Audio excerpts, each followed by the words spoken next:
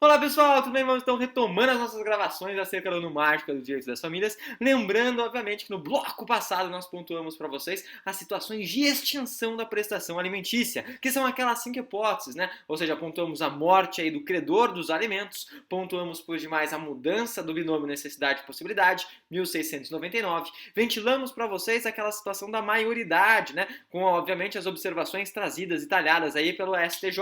Pontuamos ainda por cima a situação do casamento também do alimentando, e derradeiramente falamos da situação de indignidade. Indignidade está no artigo 1708 do Código Civil, mas que deve ser lido sobre a ótica do artigo 1814, né, também do CC. Bem, dito isso, vamos então para o nosso último assunto aqui a ser trazido, a ser pontuado, professado para vocês dentro da prestação alimentícia, que é justamente a classificação dos alimentos. De qualquer maneira, antes de dar uma verticalizada e esmiuçar esse assunto, eu quero observar o seguinte com vocês. Grande parcela da doutrina discute acerca da classificação. Em outras palavras, a classificação, né, ela sempre acaba sendo observada de acordo com aquilo que o doutrinador reputa mais importante ou não. Então, em outras palavras, temos bastante diferenciações, né, existentes dentro desse assunto das classificações dos alimentos. De qualquer maneira, eu quero trabalhar com vocês três classificações. Por que três?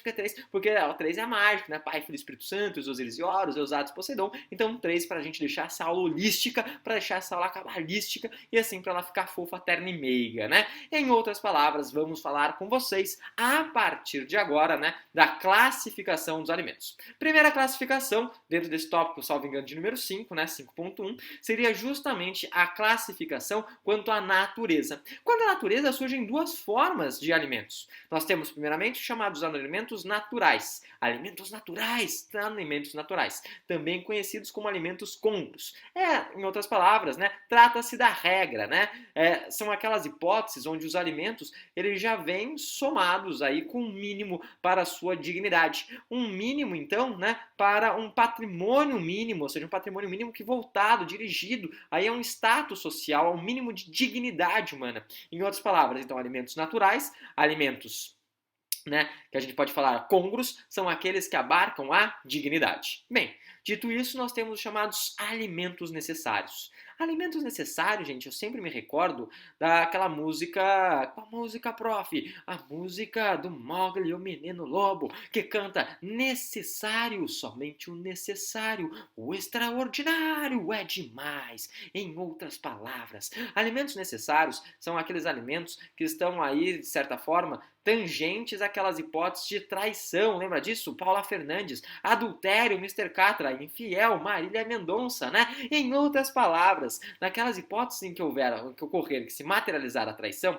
eu lembro que dentro da hipótese de dissolução da sociedade conjugal, eu falei, gente, lembra de separação sanção? Separação sanção é aquela que, na verdade, a pessoa que traía, né, ela tinha algumas sanções, separação subjetiva. Sanção em relação à guarda, perdi a guarda, não perde mais. Perdia o nome, né? O nome ainda continua perdendo, mas temos 3 exceções. E perdia os alimentos. Hoje não perdem mais os alimentos. Pagam-se os alimentos necessários. O que são alimentos necessários? Alimentos necessários, gente, são os alimentos só para a subsistência. Dane-se a dignidade. Tudo bem? Em outras palavras, lembre-se, alimentos abarcam comida, vestuário, lazer. Meu, que lazer é esse que você vai pagar para a pessoa que te traiu, né? Putaria, não é isso? Que vestuário que você vai pagar para a pessoa que te traiu? Não, louco, que loucura. Então, em outras palavras, abarca, né, só a subsistência. Esquece a dignidade. Onde que está isso? E essas hipóteses, os chamados alimentos necessários, gente, que vai falar um pouco de culpa e tudo mais, está no artigo 1694, parágrafo 2º e 1704, né? Parágrafo, acho que único. Então, 1694, parágrafo 2º e 1704, parágrafo único. Notem, né? A gente sabe que alguns doutrinadores, eles hoje repudiam essa discussão decorrente da culpa e tudo mais, né? Eu entendo, eu concordo com eles, né? Fala que culpa traz consigo um peso, né? Razão pela qual o direito de família hoje ele carrega a ideia do amor, que a gente não deve ficar revisitando a culpa. Tudo bem, eu concordo. Ocorre, entretanto, contudo, todavia, que isso está positivado, né? Então, os alimentos necessários, eles estão cunhados. E justamente por eles estarem positivados, cunhados, numa prova de primeira fase, seja certame, eventualmente OAB, até mesmo concursos públicos, né? Essa questão acaba sendo muitas vezes perquirida, porque você está positivado, pode cair, e se pode cair, né, pode fazer, obviamente, também a diferença entre a aprovação e a reprovação. Bem, dito isso, vamos para a nossa segunda classificação. Segunda classificação já foi em relação à natureza, a segunda é X-Men, é origem, né? Quanto à origem. Quanto à origem, surgem três formas de alimentos. Três formas de alimentos? Nós temos primeiro os chamados alimentos legais legítimos, né? Alimentos legais ou legítimos são esses que a gente está vendo. São os alimentos, né, familiares. Então, alimentos legais legítimos, aqueles que decorrem da lei. Show de bola, né? Aquele vínculo, né, PCC, parentes, cônjuges e companheiros, né, binômio, necessidade e possibilidade, 1694. Show de bola. Além desses alimentos, então, legais legítimos, quanto à origem, nós temos os chamados alimentos voluntários, também conhecidos, né, além de voluntários, como elementos, né, consentidos. Como assim, gente? Eu explico para vocês, não é isso? Lembrem-se que algumas pessoas não têm o dever de pagar alimentos. Alguns indivíduos, eles não têm, então, de certa forma, né, o dever de arcar com a prestação alimentícia. Lembrem-se, quem que não tem? Por exemplo, parentes colaterais de terceiro e quarto grau. Tudo bem, show de bola. Mas vocês não sabem, né? Hoje eu tenho tanto, mais tanto dinheiro que eu sou como se fosse o Bill Gates da nova geração. Eu sou o Tesla da nova geração, né? E daí? Em contrapartida, a minha tia tá quebradaça, né? A minha tia tá ali, tipo, no limbo, né? Tá ali falida, quebrada, né? Ou seja, não tem mais pra ir, ou seja, mais buraco para cavar, porque já está no fundo do poço. Gente, eu posso pagar alimentos para minha tia?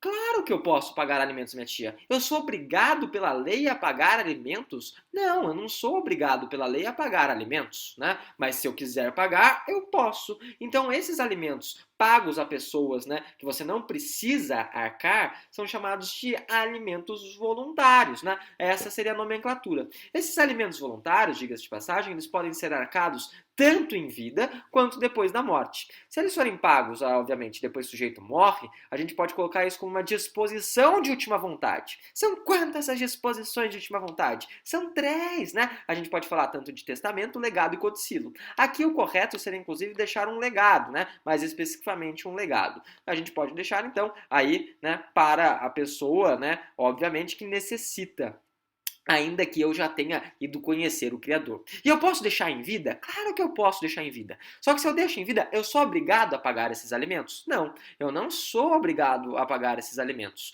Se eu não sou obrigado e eu estou pagando, significa que é como se fosse uma doação. Uma doação que acontece com uma periodicidade, porque eu não vou pagar só esse mês. Eu vou pagar todos os meses, né? Janeiro, fevereiro, março, abril, maio, junho. Então, se eu vou pagar todos os meses, a gente chama isso de doação por subvenção periódica. Isso, né, diga-se de passagem, se encontra esculpido no artigo 545 do Código Civil. 545 do Código Civil, mais uma vez 545 do Código Civil.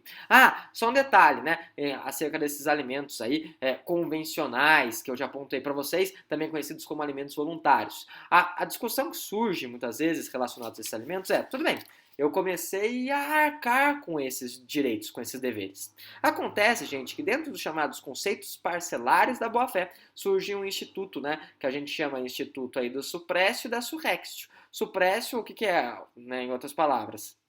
E o que é surrextio? Um seria a perda de um direito em razão do seu exercício, suprexio, e o outro é surrexio, o ganho de um direito em razão do exercício. Então alguns falam, mas calma aí, se o sujeito está me pagando, né, com todos os meses e tudo mais, eu posso então transformar isso numa surrexio, ou seja, num ganho de um direito que antes inexistia? Não! Notem, isso já foi inclusive discutido, levar essa questão para os tribunais. Não, não pode, porque senão, de certa forma, você vai o quê? Desestimular aquelas pessoas que abnegadamente, né, querem, obviamente, pagar esses alimentos para quem, obviamente, não são obrigadas a tanto.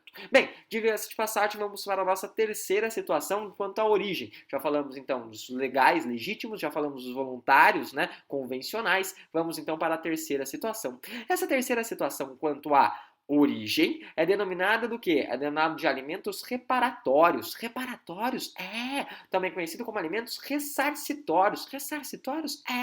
Também conhecidos como alimentos o quê? Indenizatórios. Eu lembro que eu comecei justamente as aulas acerca da prestação alimentícia, diferenciando esses alimentos. Diferenciando quais alimentos? Falando, olha, isso daqui é alimento, né, familiar, oriundo do direito de família, cujo inadimplemento gera o quê? Prisão civil.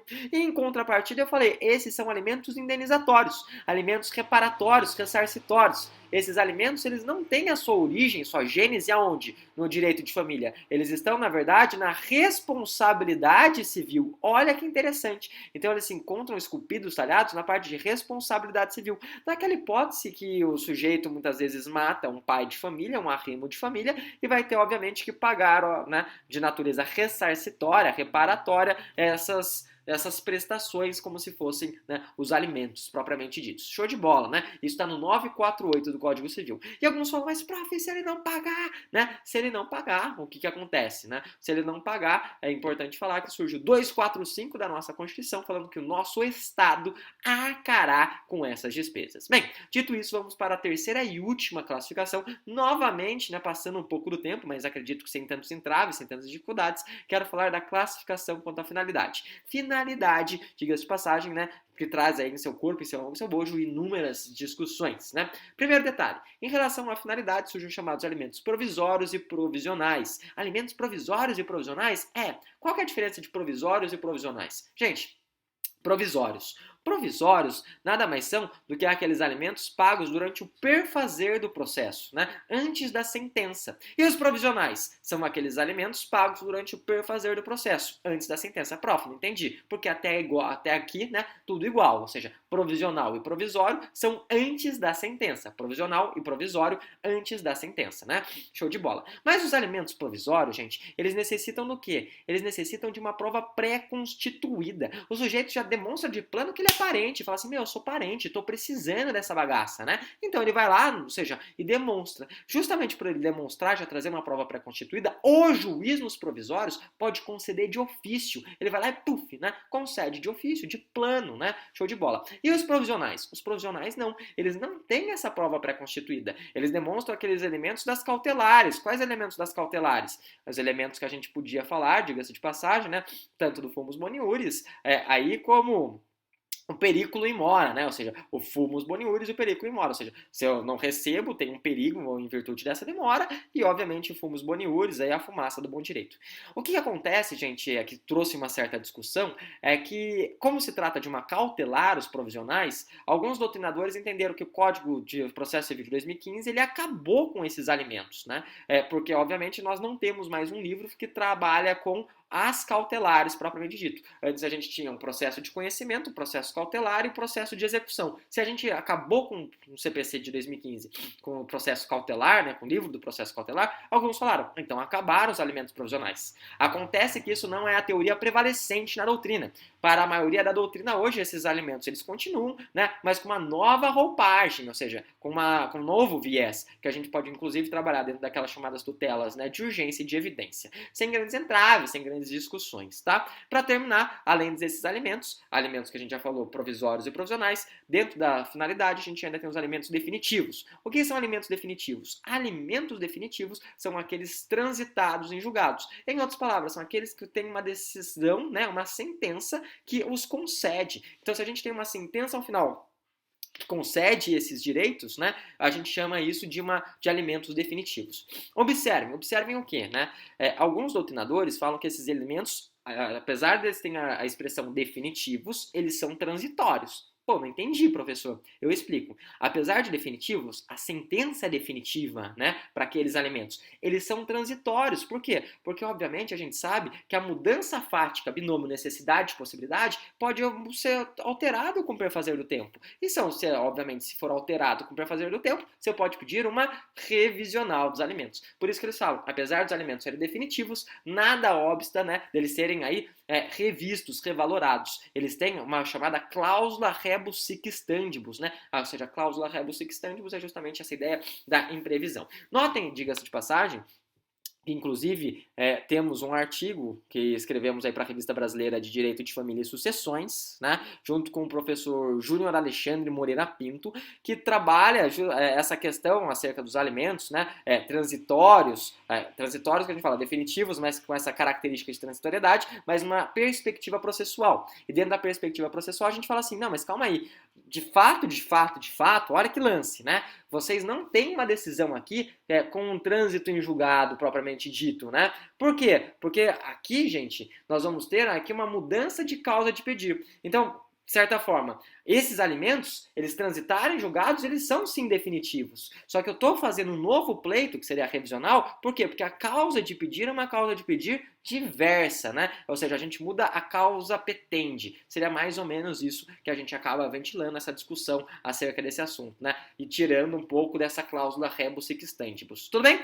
Dito isso, desde já, deixo para vocês um forte abraço, excelentes estudos e terminamos a discussão acerca da prestação alimentícia. Até mais, gente. Tchau, tchau.